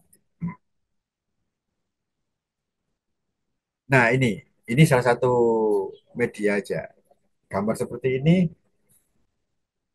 di perpustakaan ada seorang anak pakai kursi lalu kemudian ngambil buku.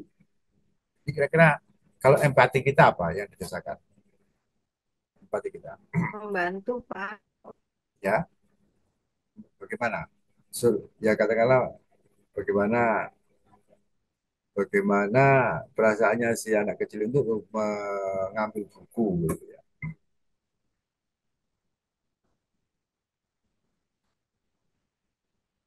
Kira-kira gimana? Kesulitan Pak karena tidak sampai. Ya, jadi permasalahannya adalah kesulitan mengambil buku di rak yang tinggi, lah kayak gitu kan ya, begitu toh. Jadi di sini kalau kita lihat dia melakukan apa yang dilakukan oleh user tadi, mungkin kita gambarkan kursi, dia naik kursi, kemudian lalu menyari buku ya, meraih buku terlalu tinggi ya, berpikir waduh ini gimana nih kan nggak bisa kan gitu ya, akhirnya perasaannya butuh bantuan, butuh bantuan. Nah, ini namanya kita menentukan sebuah yang disebut dengan rumusan hasil analisis peta who, need, why. Ya, ini who, deskripsi spesifik tentang user. Ya, ini bagaimana menyusun satu empatinya ya, mendeskripsikan usernya bagaimana, yang dibutuhkan apa, terus mengapa. User ya, who siapa, terus dibutuhkan apa, dan mengapa. Jadi masih peta peta who, need, why ini ya, ini nanti bentuknya itu cuman gini aja ya, simpel aja kok tugasnya tadi. Tugasnya itu simpel aja, bahwa di empati itu deskripsikan saja pelanggannya itu siapa, karakternya apa, lalu di kebutuhannya apa yang disahkan, terus yang melatar belakangnya adanya kebutuhan keinginan itu apa. Nah itulah muncul nanti permasalahannya di sana, muncul permasalahannya. Jadi nggak perlu nulis usernya itu siapa, nggak perlu, ya dijelasin aja. Jadi misalkan ada 3S di sini, seksama, spesifik, dan singkat. Otomatis jangan terlalu panjang-panjang lah untuk apa, untuk menyusun satu poin dari desain thinking nanti. Ya. Di versi peta, nah ini karena menggunakan kertas-kertas warna-warna, ya saya lewat aja. Ya. Inilah identifikasinya. Anak kecil suka baca, ingin mengambil buku. Jadi anak kecil suka baca, ingin ngambil buku yang tak tinggi. Lalu dibutuhkan apa, alat bantu untuk menjangkaunya, alat bantunya. Terus biasanya buku yang diinginkan untuk dibaca agar dapat dengan mudah diambil. Ini contoh simpel aja, ya. Contoh simpel aja. Nah, tentunya kalau contoh-contoh yang lain ya, ini contoh lagi. Ibu muda dengan dua anak kecil pada saat berbelanja. Uniknya, keleluasaan saat melihat dan memilih barang belanjaan. Tentu saja ibu-ibu tidak ingin diganggu saat berbelanja. Kira-kira gambarannya itu kayak masuk di apa, masuk di mall atau apa, kadang anak kecilnya dua itu ada tempat bermain, nah gitu itu, jadi ada tempat bermain, akhirnya ibunya leluasa memilih-milih barang belanjaan ya, sehingga tidak terganggu dari gangguan anaknya tadi. Berikutnya, karyawan baru saja bekerja yang ingin membeli sepeda motor secara kredit. Iya, baru kerja kepingin secara kredit. Sekarang kan umumnya gitu ya, karena supaya nggak menggunakan apa, transportasi, eh, mungkin pakai transportasi apa, kayak apa, transportasi umum, untuk ini. Kemudian pelonggaran mendapatkan kredit. Nah, ini yang ditangkap siapa ini? Yang ditangkap adalah perusahaan keuangan. Ya, alokasi penghasilan karyawan baru cukup ketat. Ya, ini saja.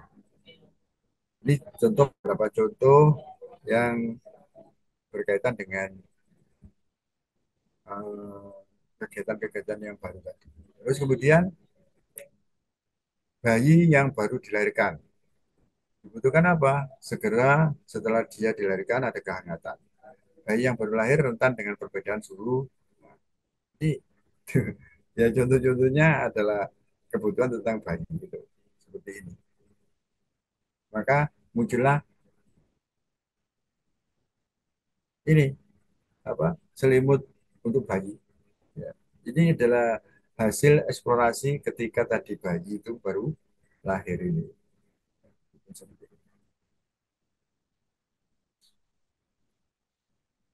Diskusikan dan sepakati untuk memilih insight yang dicarikan solusi idenya. Nah ini nggak perlu diskusi, jadi diskusi sendiri aja. Diskusi sendiri saja, lah gitu. Ya, diskusi sendiri saja. Ya. Oke, baik. Supaya nggak apa, ada contohnya aja ya, biar contohnya seperti ini. Ini kebetulan ya saya nemukan sebuah referensi yang menarik dan juga cukup apa ya, cukup up to date berkaitan dengan design thinking. Yakni yang dilakukan oleh Mas Nadim. Pasti kenal ya, Mas Nadim ya. Mas Nadim kenal? Kenal Pak. Di Ya, pendidikan.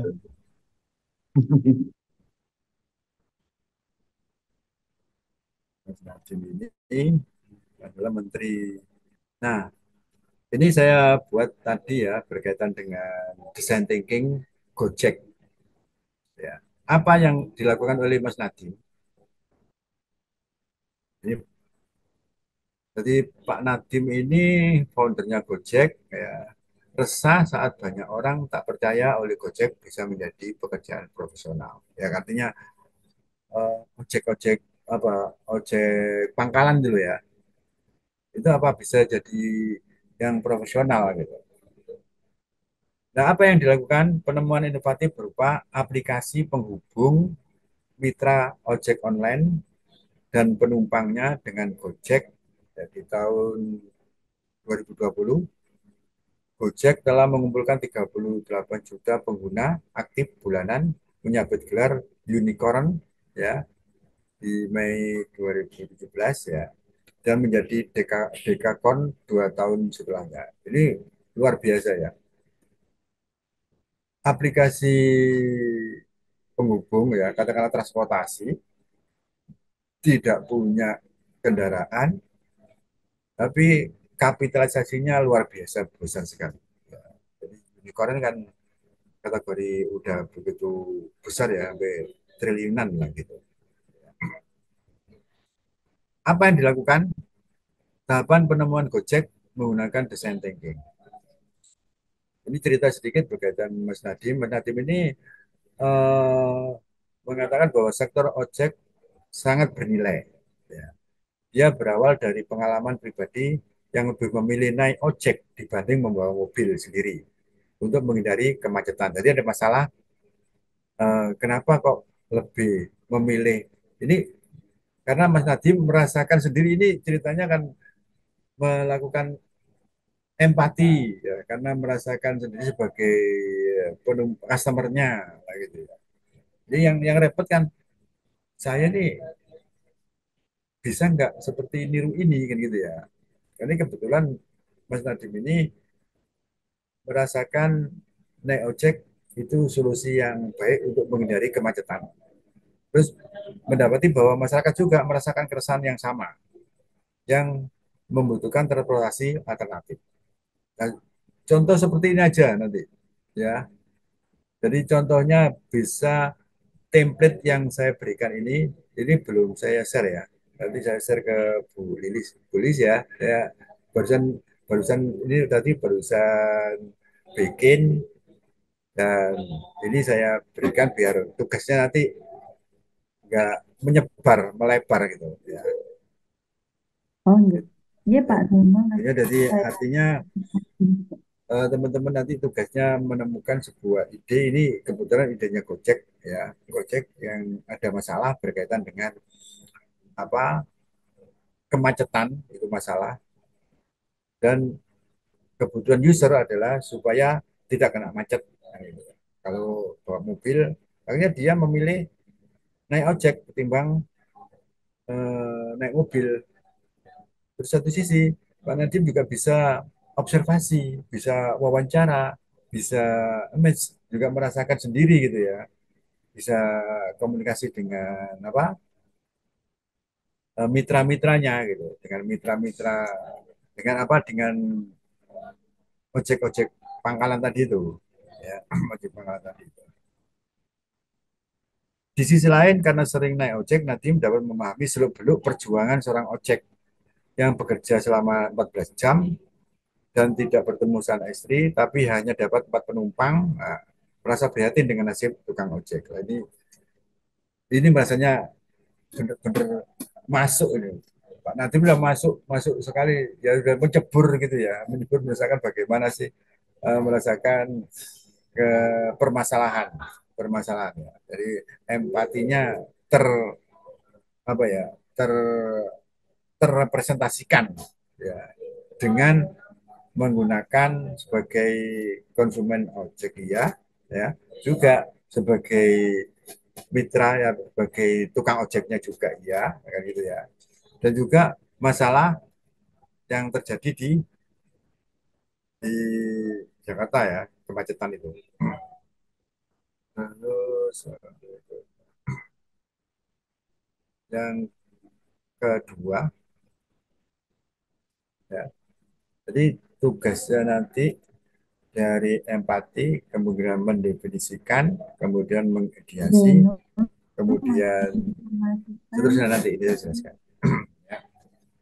Mendefinisikan nah, definisinya apa Pak Nadiem juga melihat pada saat banyak ojek tersedia tidak banyak penumpang yang membutuhkan jasa namun saat penumpang butuh sang ojek tidak berada di tempat ini sering-sering begitu karena dia di pangkalan kadang-kadang pas butuh kok nggak ada ojek ya kan gitu ya nah sehingga inilah disebut sebagai pendefinisian ya, masyarakat butuh transportasi alternatif untuk menghindari kemacetan Jakarta dan tukang ojek butuh kepastian penghasilan penumpang. Ini pemikirannya Pak Nadiem di sini ya, pemikiran Pak Nadiem seperti itu.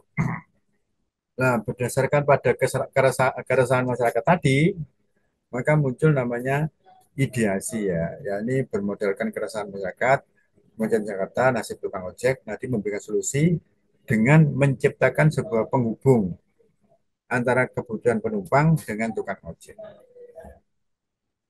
Ini memang ide tentunya tidak sembarangan ya seperti ini ya. Tentunya kalau contoh yang lain tentunya misalkan ada tadi berkaitan dengan apa ya? Contohnya buah naga. Kira-kira nanti idenya gimana? Ini idenya gimana? Nanti saya sedikit cerita ya. Ada seorang ibu di Jodojo Batu sana, itu jualan jamu jamu gendong itu ya, jamu jamu seduh itu loh. Jamu. Berpikir supaya jamu nanti menjadi yang lebih apa memiliki nilai lebih gitu ya. Akhirnya waktu zaman segitu tuh belum ada yang namanya jamu es apa instan ya, jamu instan ya, jamu instan. Idenya kan jamu yang cair itu ya, yang di botolan itu kemudian dibuat instan. Ini adalah memenuhi kebutuhan orang yang selama ini karena butuh hanya instan aja, nggak butuh harus data apa harus ke orangnya nunggu terus ada di apa sodori gelas dianukan botol kan itu minum enggak jadi sasetan di sasetan nah itu enggak adalah suatu ke, permasalahan masyarakat memenuhi kebutuhan kesehatan ya kemudian juga terus berkembang setelah instan mungkin jadi dibuat kapsul kayak gitu ya atau apa terus begitu kan berkembang seperti itu.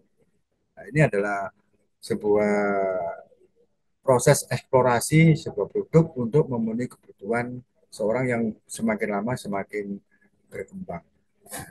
Jadi Pak Nadiem itu melihat masyarakat tentang kemacetan Jakarta ya resah kan berangkat pagi mau aja sampai berapa jam jadi lama di jalan kemudian juga nasib tukang ojek juga perlu diperhatikan sehingga butuh yang namanya ideasinya menciptakan sebuah penghubung antara kebutuhan penumpang dengan tukang ojek. Nah, bagaimana kelanjutannya? Yakni membuat prototype ya. Prototype ini adalah ya mungkin sebuah percobaan gitu aja ya. Pada tahun 2010 membuat sebuah call center.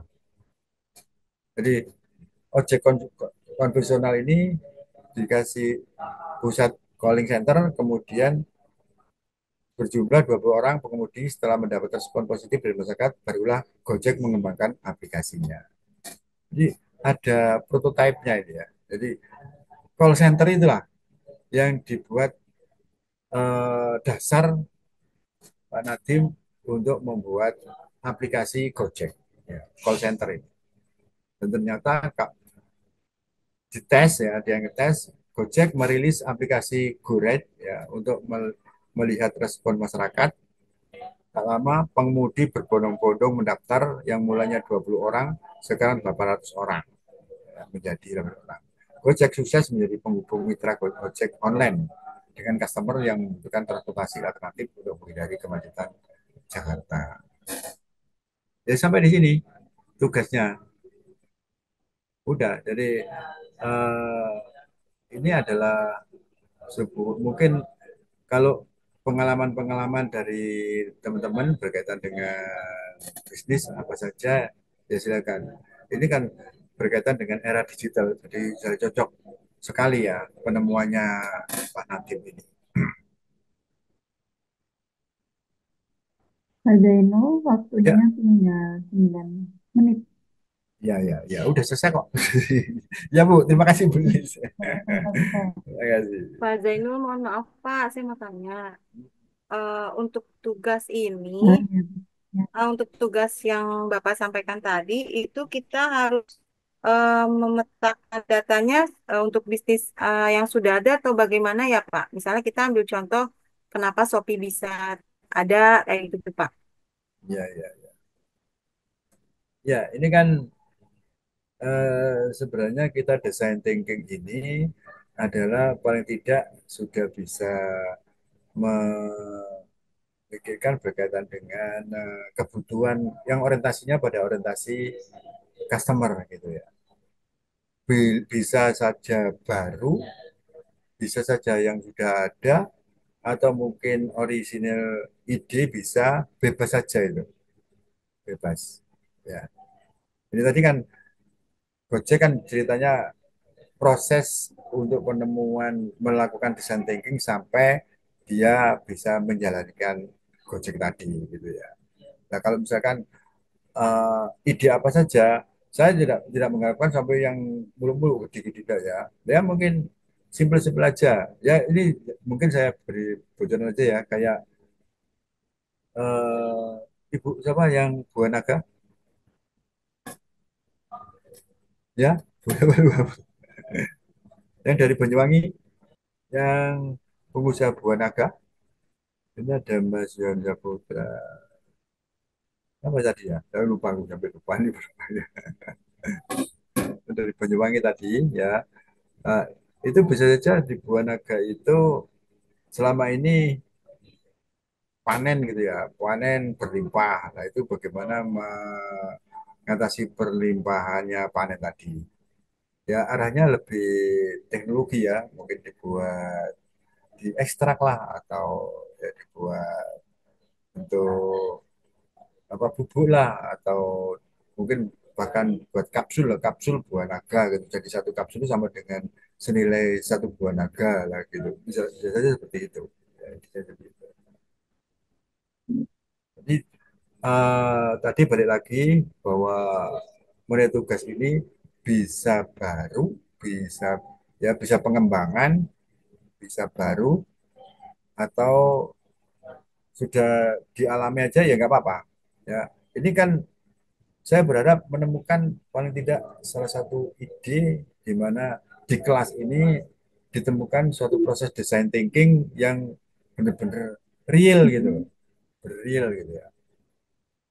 Bisa saja, jujur aja ya, kalau kemarin saya ditanya, lupa ATM tuh gimana sih Pak? Siapa yang tanya? Gitu ya. Ya, emang rupanya bisa kita lakukan itu ya, amati, kemudian ditiru, lalu dimodifikasi. Nah, ini tadi saya belum cerita selanjutnya tahapan penemuan Gojek ini menggunakan design thinking, make more product. Ada GoSend, ada apa itu, ada GoFood, ada macam-macam kan ya. Terus lama-lama jadi Go Public lagi, Go Public. Nah, ini cerita suksesnya Gojek itu. Nah, ini ada, yuk kita simak video. Kalau videonya agak lama ya Bu, cukup nggak ya Bu? Jadi nanti saya, Ini Pak. Depan. gimana? Waktunya tinggal berapa menit? Tinggal 5 menit. Mungkin untuk Tinggal, saya ambil oh kesimpulan. ya, ya sudah lah kali gitu. Ya itulah ya teman-teman sekalian, sesuai dengan tugas yang saya berikan ya. Nanti apa materi nanti saya kirim, saya share ke Bu Lilis untuk di apa di share ke teman-teman ya. Dan simpel aja kalau tugas itu begini ya, bahwa di dalam proses untuk bisa kita apa kita membuat suatu keputusan gitu ya. Itu selama ini kalau memang kelompok, kadang-kadang kelompok itu ada yang nggak kompak, jadi cuma satu dua aja yang sibuk ya, yang lain nunut nama gitu aja. Nah kalau ini memang ada tuntutan ya, mau tidak mau harus menemukan sesuatu. Se Ya sesimpel-simpel aja enggak apa-apa. Ya. Bisa pengalaman pribadi boleh, atau punyanya saudara boleh, atau apa saja, bisnis apa saja ya, yang bisa dibuat suatu apa ya, suatu model design thinking. Design thinking. Ya itu saya kira banyak kok, banyak banyak apa banyak hal yang bisa kita lakukan. Oke, baik. Saya kira itu malam hari ini kita bicarakan berkaitan dengan bagaimana kita bisa mempraktekkan design thinking. Mulai kita berempati, lalu kemudian mendefinisikannya, lalu dibutuhkan suatu ide, ya. Ide itu ide yang supaya bisa memenuhi kebutuhan konsumen, ya. Lalu membuat prototipe. Ya. Jadi prototipe ini jujur saja ketika orang jual jamu tadi, jamu mie instan apa Bu? Jamu instan ya. Ya saya cobakan ke teman-teman. Saya cobaan ini jamu ini gimana? Coba ini gimana gitu. Percobaan. Ya itu kayak kalau anu sampelnya gitu ya. Prototipe kan sampelnya. Lalu tes ya, dievaluasi tesnya gitu. Saya kira itu saya kembalikan ke Bu Lilis. Terima kasih Bu. Jadi, terima kasih atas ilmu yang sudah dibagikan hari ini, baik Bapak Ibu. Sebelum saya akhiri, ya, saya akan mencoba menyimpulkan dari materi Pak Zainul malam hari ini. Jadi, tahap dari design thinking yang sekarang ini itu pada tahap identifikasi, ya, di mana saat kita mengidentifikasi sesuatu atau yang nantinya mau kita bangun bisnisnya, biasanya kita juga perlu melakukan semacam apa ya, penelitian di pasar gitu ya. Kemudian kita mencoba melihat dengan cara berempati, ya, datang di suatu tempat seperti itu, kita lihat sekelilingnya, kita mencoba berempati, merasakan apa yang dirasakan orang lain tersebut, sehingga kita bisa menemukan suatu apa ya, masalah yang dihadapi orang tersebut, gitu ya, semacam seperti itu, yang mana nanti bisa kita jadikan ide, ya. Nah, bisa menggunakan metode memilah, yaitu siapa, ya, siapa yang mengalami kesulitan, need atau membutuhkan apa, dan insight mengapa dia butuh itu. Seperti itu ya untuk identifikasi. Nah, dari identifikasi tersebut, Bapak Ibu bisa melihat ya apa yang dia butuhkan, dan mana yang mungkin paling unik dari ide yang dia butuhkan tadi, gitu ya. Nah, dibuatlah suatu ide, ya, dan dibuatlah suatu gambaran dari ide, ilustrasi dari ide tersebut menggunakan apa namanya prototype semacam itu. Nah, ya.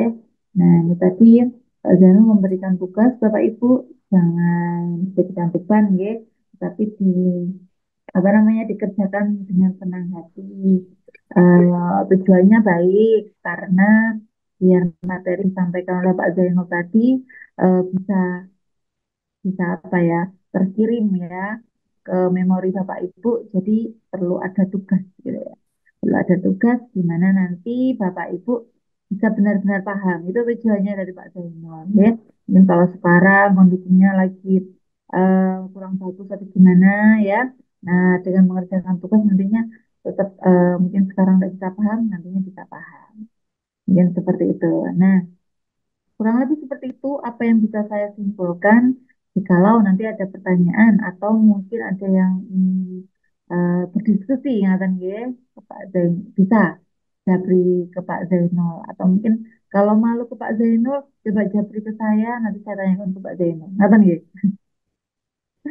Ya Bapak Ibu sebelum kita akhiri mari kita berfoto dulu untuk pertemuan hari ini.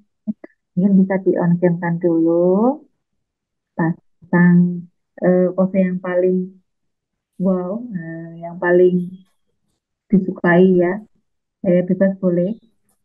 Mungkin pertama kali kita gaya bebas dulu, baru serius ya. Nah, senyum ya, yang pasti ada senyumnya. Dan itu ya Bapak Ibu ya, siap? Ya, satu, dua, Wow. tiga. Oke, sekarang gaya formal. Gimana gaya formalnya? Ya, satu, dua, Begini lah. tiga. Oh ya, oke. Hitung lagi. Satu, dua, tiga. Bentar, bentar. Oke, sudah. Alhamdulillahirrahmanirrahim. Semoga hari ini pertemuan kita bermanfaat, gitu ya, untuk doa yang dipanjatkan untuk akhir pertemuan ini hari ini. Minggu depan semoga Bapak Ibu semuanya bisa hadir juga dalam pertemuan minggu depan. Dan jangan lupa Bapak Ibu untuk tugasnya tadi saya kasih waktu sampai hari Rabu pukul 23.59. Nanti agar Pak Zainul hari Kamisnya bisa ngecek tugasnya Bapak Ibu dan mengulasnya dan untuk hari Jumatnya, gitu ya. Mungkin seperti itu ya Pak Zainul. Ya. Jadi, maksimal hari Rabu pukul 23.59. Akan ya Bapak Ibu sebelum tidur, jangan lupa tugasnya. Ya, terima kasih. Mungkin itu saja Rabu untuk tanggal 1 ya, Bu. Mohon maaf, Rabu. Rabu tanggal 1 ya, Bu. Betul, betul, betul. Rabu tanggal 1. Satu. Itu hari tanggal merah ya. Maaf Pak, Bu, slide yang Nadiem Makarim nanti akan diberikan nggak ya buat contoh kita? Oh ya, nanti yang Pak Nadim ya, Pak Zainul saged dikirimkan ke saya upload di Classroom ya. Nanti saya ingatkan Pak Zainul, Bu. Baik, terima kasih. Ya, terima kasih Bu Erna. Ada lagi Bapak Ibu sebelum tadi? Ada ya. Ya, baiklah. Terima kasih Bapak Ibu malam ini. Semoga bermanfaat ya. Dan selamat beristirahat. Sehat selalu Bapak Ibu. Assalamualaikum warahmatullahi wabarakatuh. Waalaikumsalam warahmatullahi wabarakatuh. Terima kasih Bu Lilis, terima kasih Pak Jainul. Sehat selalu. Ya, Istirahat. Ya, sama-sama. Ya, Terima kasih Pak Zainul dan Bu Lis. ya Mas Ali. Oke. Ibu Putri. Ya, Mbak Viva. Sifatin Nabilanya.